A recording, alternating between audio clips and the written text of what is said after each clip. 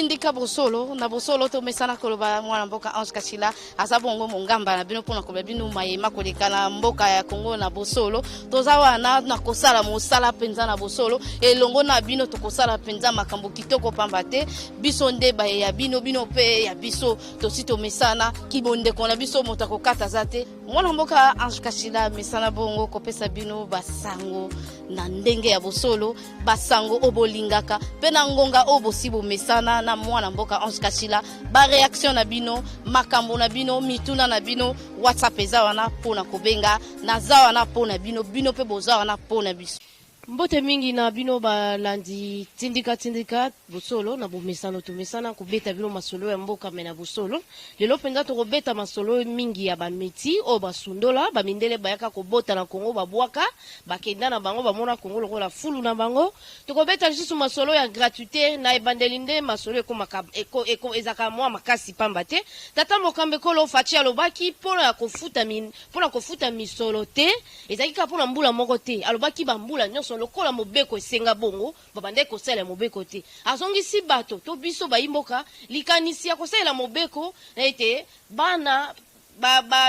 na biso o bafutaka Minerval na école primaire bafuta yango te pamba te mobeko zo pekisa bo ete bafuta Minerval tata mokambe kolo lobaki pona mbula moko te me kokamwa lelo yo na ba école soki to tambola za makambo lokuta te na koloba kende ko tuna bato bakofuta boni boyoka misolo oyo ko ba wande ko ba ko pesa biso to moni biso moko déjà to lingani te école catholique azo senga biso ba compte ba $250 soki balakisi to ba parents ba futaka bango baza ba fonctionnaire ba futaka bango 300,000 400,000 $250 wana iko huta wapi et puis ba ko bebisa mobeko to ba ko sala mobeko tata mokambe ko lobaki ete bana ba futa Minerval te to ba futa misolo te ba boti biso to sepelaki mais ko kamwa esali kaka mbula moko yango to kola musabaye o ba mesana ko sunga biso ndeko wili bakonga osungi biso te penza pamba te to senga ki déjà po ete boluka lolenge nini akobakisela biso ba école bo sala te ba tol pamba te balakisi balobi bazokoka te bana baza ebele bisika ekotangisa bango ezaki mukende ko wili bakonga fosala osala musala ebonga na yo oluka lolenge nini ya kosalela mobeko penza ya kosalela mobeko lobi nini to futa Minerval te mobeko lobi nini po ete bapara bazwa penza mwa posa wana ya kovanda pe na Kongo pamba te biso to sito mesana ko bebisa to kolanda mibeko te to komi na ngonga ya état de droit ezaka po bakanga ki kamere te état de droit ezaka po ba kanga déjà au frame te état de droit ezana makambo nyonso neti balakisi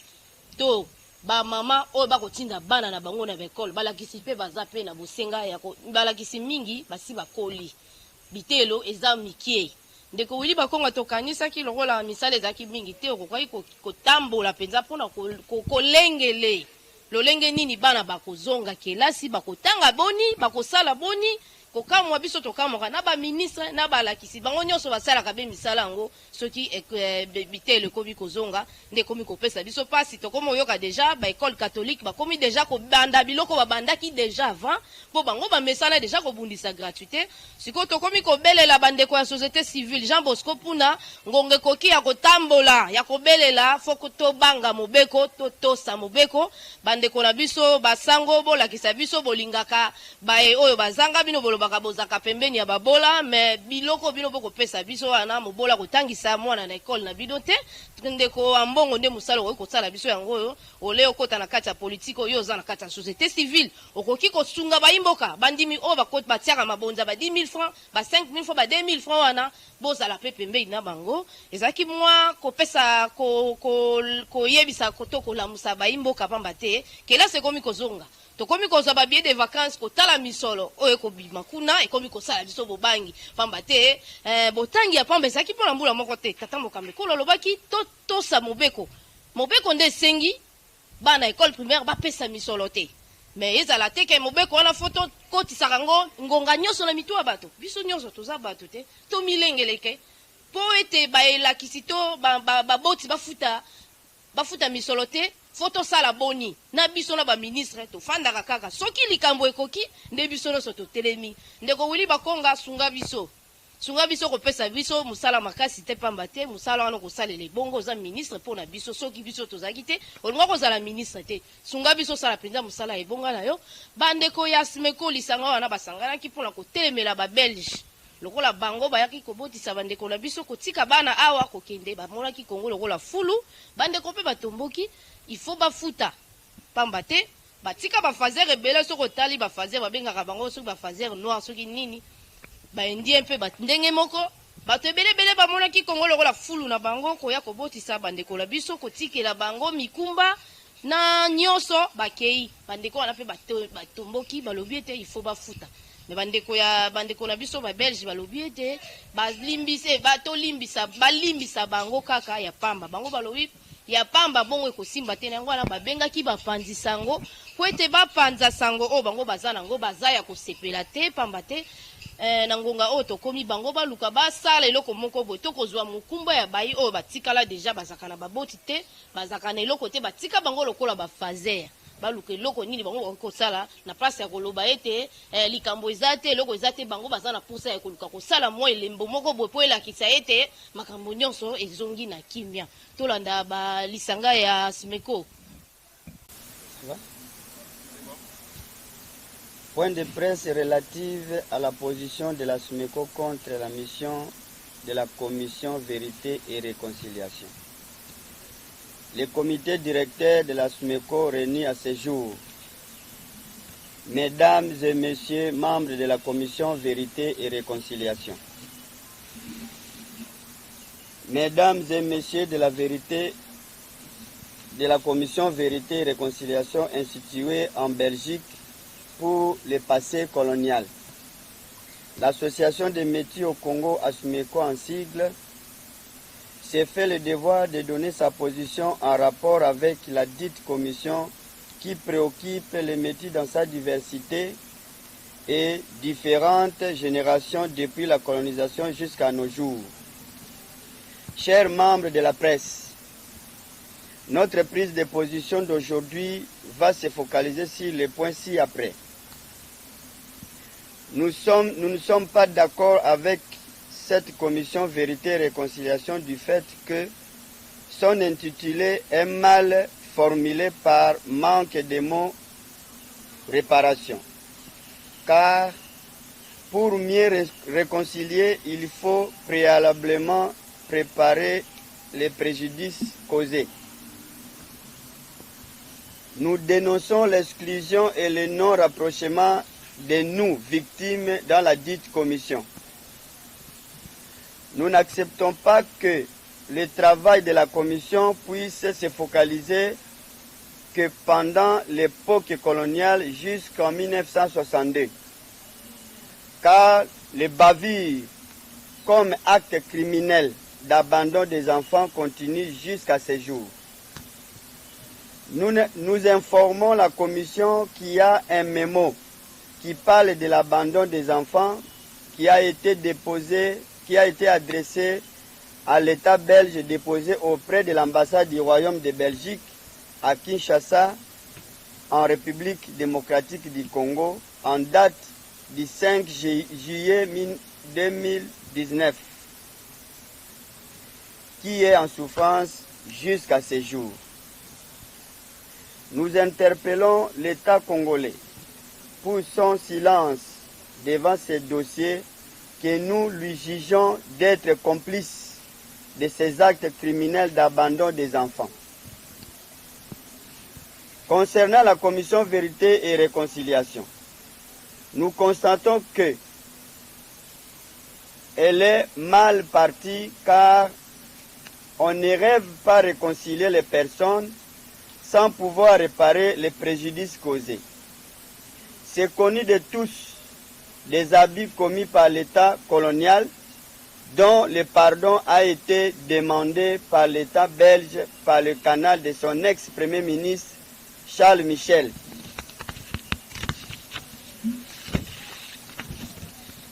Qui s'est adressé à nous, victimes, métis en général, de leurs ex-colonies. Cependant,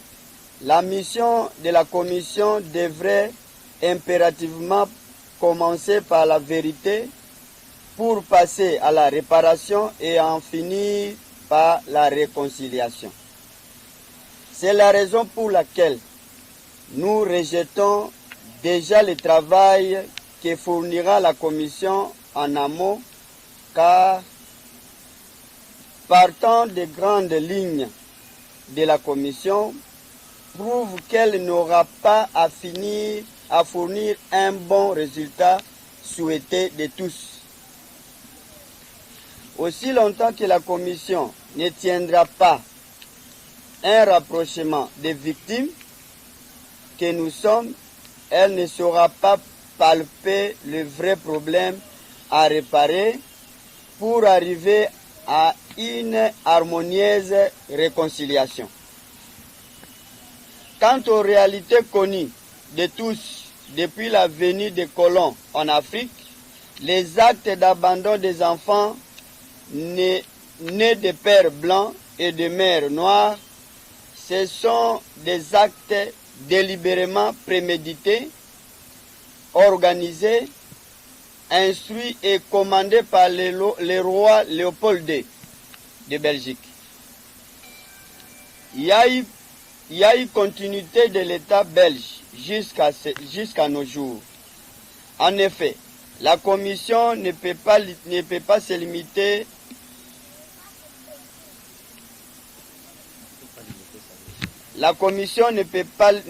limiter sa mission comme prédit dans sa feuille de route parlant de 1962. Nous tirons la sonnette d'alarme auprès de la Commission pour leur faire savoir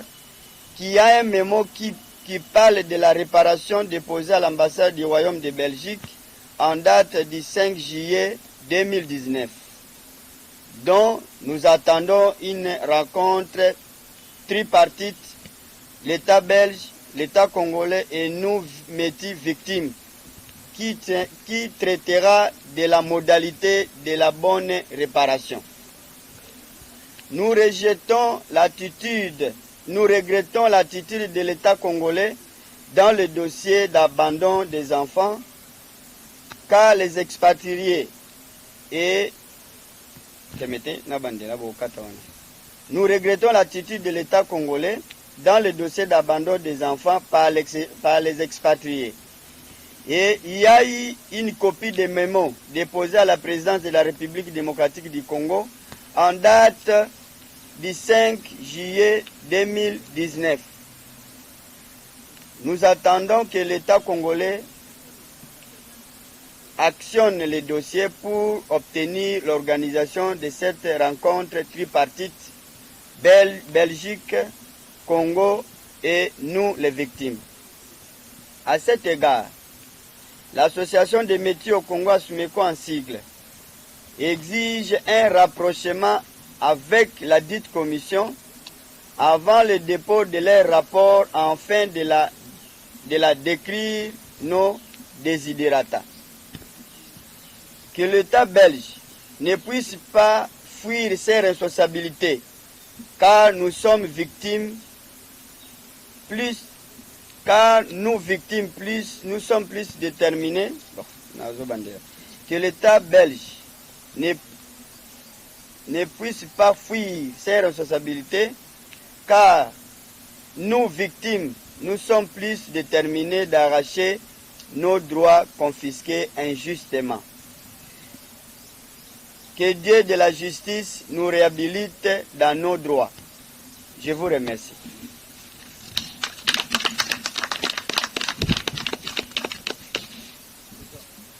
Batie commission wana babengi yango vérité et réconciliation. Nzoka avant okoma na réconciliation il faut banano ko réparer. Yo réparer nanu te okomi ko luka oluka vérité et puis osote réparation ke na réconciliation. Oko se réconcilier na nani? Et puis bato yango sengai ko se réconcilier na bango, omoni bango te, oyoki bango te, oyo ba posa na bango pe ba sepela po omona ki ya solo réconciliation et komi ma yokosa ma malamu. Yango tozali kozongisa mayele ya commission parce que toyebi ke parlement epesi bango musala abombi bango makambo. Makambo ezali nde awa na Kinshasa, awa na Congo, na Rwanda pe na Burundi. Oyo ezalaki ba koloni ya Belgique. Toye kozongisa bango biso tosi tokotisa mbela na biso na mukanda epa ya État belge na maboko ya ambassade oyo eza awa na Congo. Yango ezali kolakisa nyonso pe tosenga tripartite, c'est-à-dire l'état belge, l'état congolais ya biso na biso ba victime. Ba victime engi koloba nini? Ba papa ba ya awa pe bazali koya bazolinga bana basi ya banoir, bazobotisa bango bana, bazokende sans merci. On dirait atikela ki biso soki mbongo wapi babokola biso. Tozokokoma na pasi. Yango tolobi bazongisa biso na ba droit na biso, c'est-à-dire ba reconnaître biso lokola bana. Ba oyo batanga te, batanga. C'est-à-dire droit nyonso oyo papa salelaka mwana na ye, bazongisela biso yango. Yango toyoki ete l'état belge azali kokima responsabilité alingi koyeba seulement ko réparer soi-disant makambo esalema tango azalaki colon, donc pays colonisateur, jusqu'en 1962. Biso lobi te ba acte wana ezalaki déjà préparé tango ezalaki colonie, tango bazalaki ba colonisateur. Mbeba yango ezo continuer ti lelo parce que ngaso na kelelo na ambassade ko senga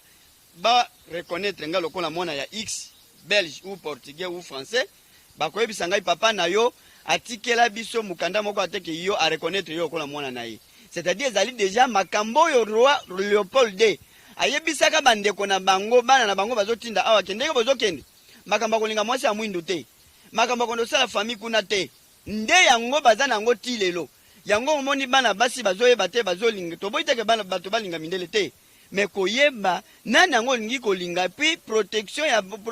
mono kokobota lobi ya kozala ndenge nini. Yango tosangani lelo toyebisa commission ke aye pa na biso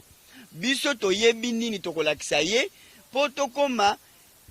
na point de chute oyo bango bazoloba réconciliation. Il faut baye pa na biso toyebisa bango nini biso tolingi po basalela biso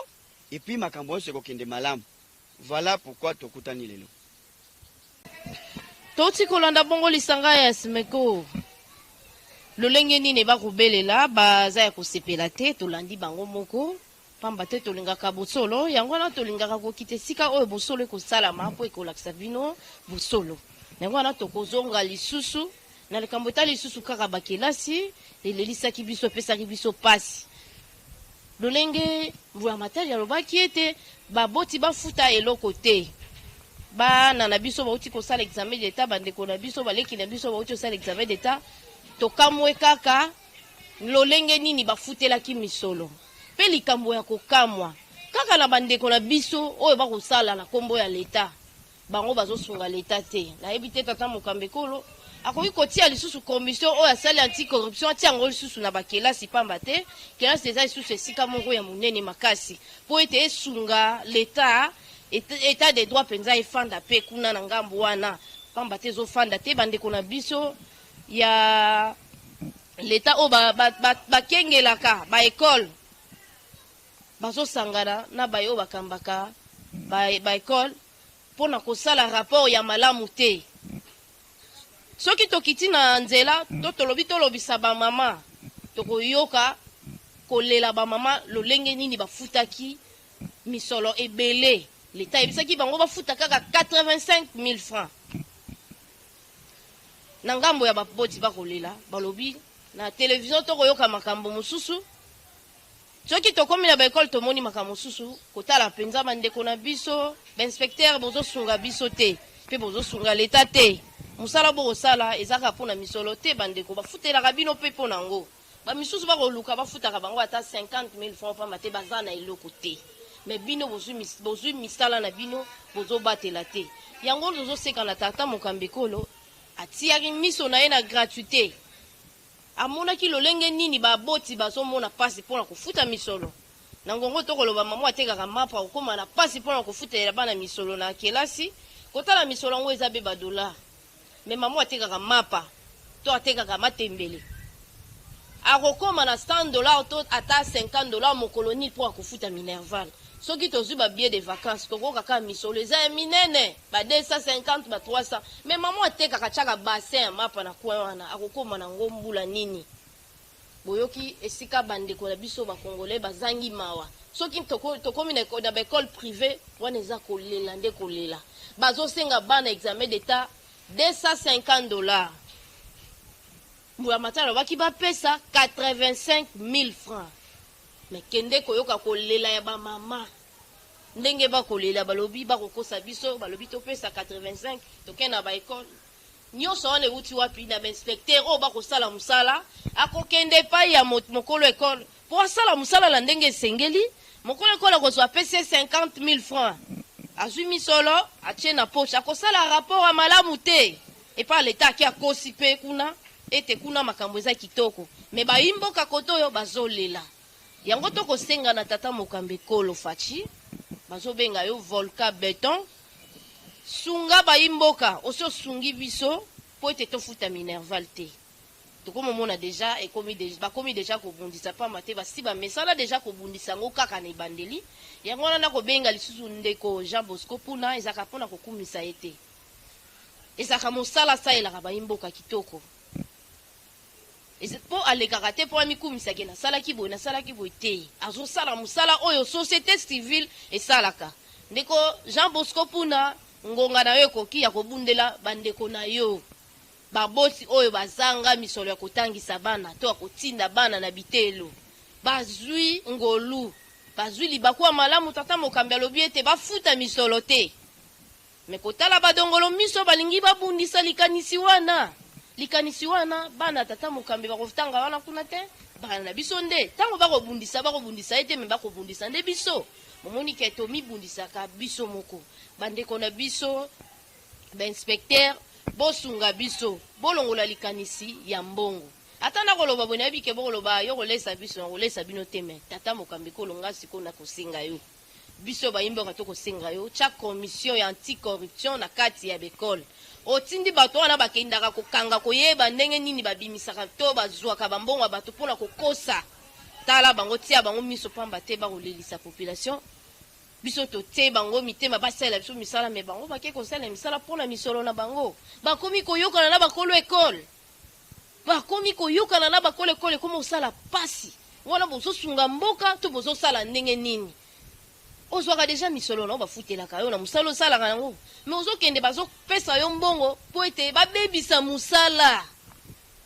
ebi likanisi ya tata mokambe kolo asungi bayimboka eza tasungi mpona libota na eza mpona bayimboka nyonso moyimboka nyonso azalaki na bosenga kotinda mwana atanga pamba te mobeko esengi bongo lokola tobandaki kosalela yango te tata mokambe kolo azongisi biso yango na mitema ete tokoki kofutisa bana ya école primaire misolo te pamba te mobeko ezopekisa atie mwa miso na ye kuna